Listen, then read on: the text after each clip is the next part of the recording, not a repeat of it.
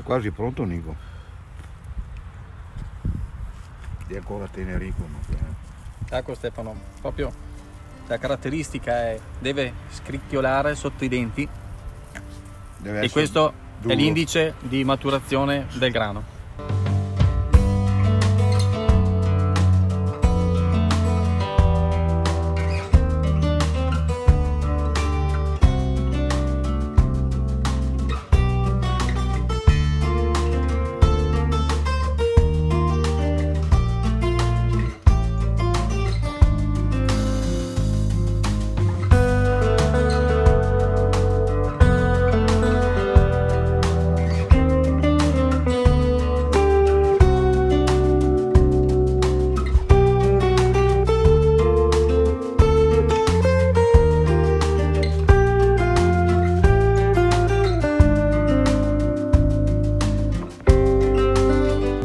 Ciao ragazzi, io non so perché, ma quando mi trovo in prossimità di un campo di grano, come questo, c'è una cosa che non riesco a non fare, ovvero fermarmi ad ammirarlo anche per qualche secondo, così. Non so perché, probabilmente è per la sacralità di questo cereale che viene coltivato e utilizzato dall'uomo da sempre, o forse perché la farina che se ne ricava serve per ottenere anche il pane, questo alimento così sacro che da sempre accompagna la vita delle famiglie e dell'uomo stesso, o forse perché questo grano è un custode di memorie e di valori che magari si stanno anche perdendo, ma non per Nico Dalla Via, che ha deciso di ricoltivare questi grani antichi, per ricavarne una linea di prodotti da portare ai giorni nostri. Ma facciamoci raccontare da lui che cosa significa riscoprire questi cereali. Che grano è questo, Nico? Questa è una mescolanza evolutiva di grani antichi.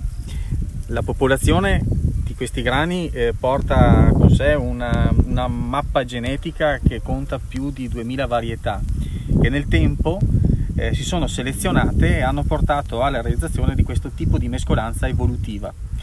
Perché evolutiva? Per il semplice fatto che nel momento della trasemina e della risemina poi ci sono delle varietà che vanno in prevalenza e delle varietà che poi si modificano. Quindi è un blend alla fine quello che viene fatto. Esattamente. Tra l'altro questa è un'alchimia che si gestisce la natura e non viene fatta in magazzino o viene fatta praticamente con mezzi meccanici, ma bensì proprio si semina la mescolanza e si raccoglie la mescolanza.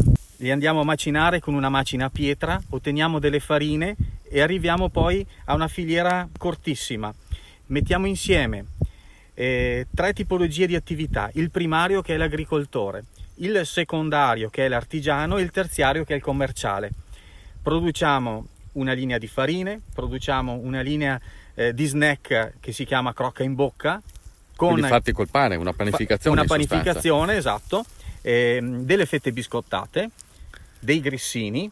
Fra l'altro tengo a precisare che le fette biscottate contengono miele per addolcirle.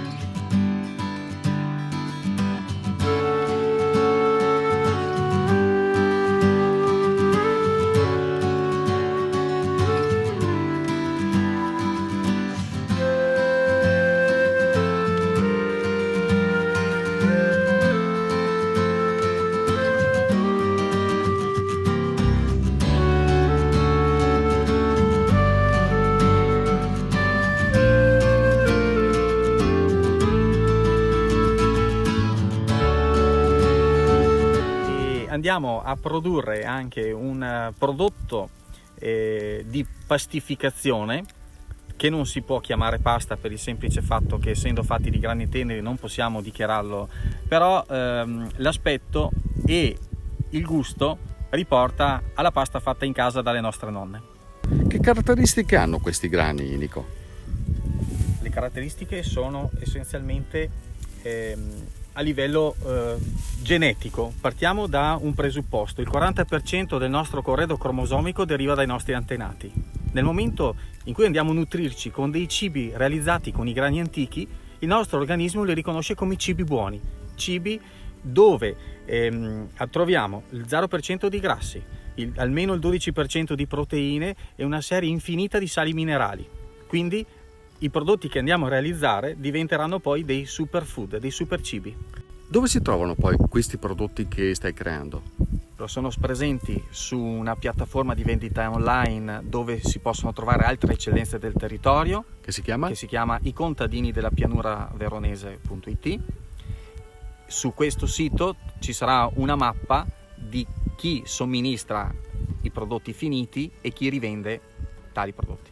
In questo progetto Nico non è solo, ha coinvolto altri professionisti, aziende di trasformazione e anche produttori agricoli, i contadini della pianura veronese, questa terra che modestamente anch'io sto cercando di raccontare nel modo più vero possibile, perché è un mondo fatto di ricchezze forse sconosciute ma di grande valore, e la sua storia ne è la conferma. Il progetto parte circa 5-6 anni fa, dove insieme a un gruppo di agricoltori abbiamo capito che l'unione fa la forza, e memori della storia dei nostri nonni, dove c'era uno scambiarsi dei grani da un ambiente all'altro, abbiamo cercato di riproporre questo sistema salvaguardando il nostro territorio. I grani antichi poi sono legati anche a un aspetto di biodiversità. Il concetto che portiamo avanti non è del biologico ma bensì del residuo zero, quindi un passo ulteriore. Poi i grani antichi sono performanti, si adattano a qualsiasi tipo di terreno, prevengono il principio della desertificazione e rimangono nel terreno rispetto ad altre coltivazioni tanti mesi, e danno la possibilità alla fauna infusoria di riprodursi senza che venga molestata in fase di ovodeposizione o di covata. Ma che cos'è? Che cos'è che spinge persone come Nico, che nella vita non si occupa di agricoltura, anche se da questo mondo comunque proviene, a impegnarsi così tenacemente a coltivare, riscoprire i grani antichi, coltivarli, trasformarli, farli diventare farina che poi viene utilizzata per produrre tutto quello che abbiamo visto, quindi pasta, lievitati e quant'altro. Cos'è che lo spinge a tornare nei campi con questo entusiasmo, con questa passione? Sono i ricordi. Perché hai voluto riscoprire questi grani antichi, Nico? Perché sono sempre stati narrati dalla mia famiglia e dai miei nonni.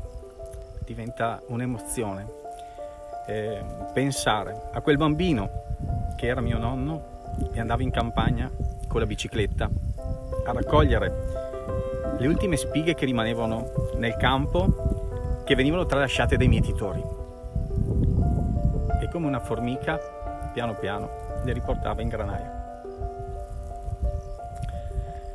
Te le raccontava il nonno queste cose? Me le raccontava il nonno e le ho vissute con i suoi occhi. Il grano è fonte di sostentamento per quello che era la ruralità di un tempo, e quello che poi sarà il futuro.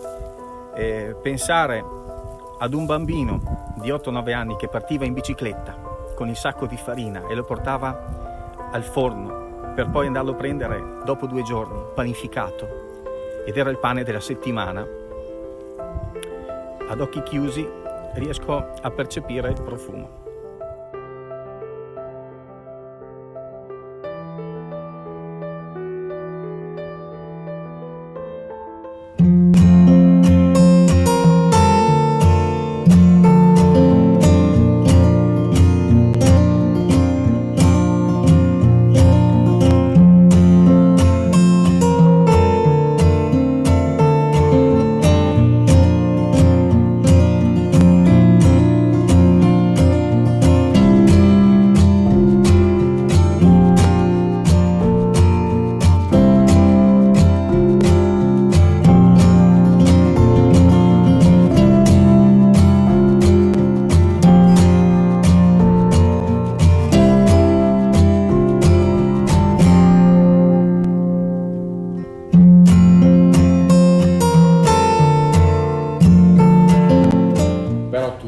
La 1000 foglie di polenta con estratto del salame meso te l'hai mai fatta? Perché le fa solo la Cinzia.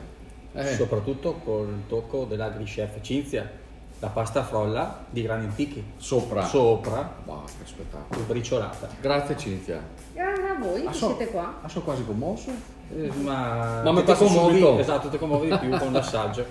Grazie all'agriturismo Tre Rondini, a Cinzia. Nico, mi hai raccontato una storia bellissima, però adesso facciamo un tuffo nella memoria come si deve, vero? Ok.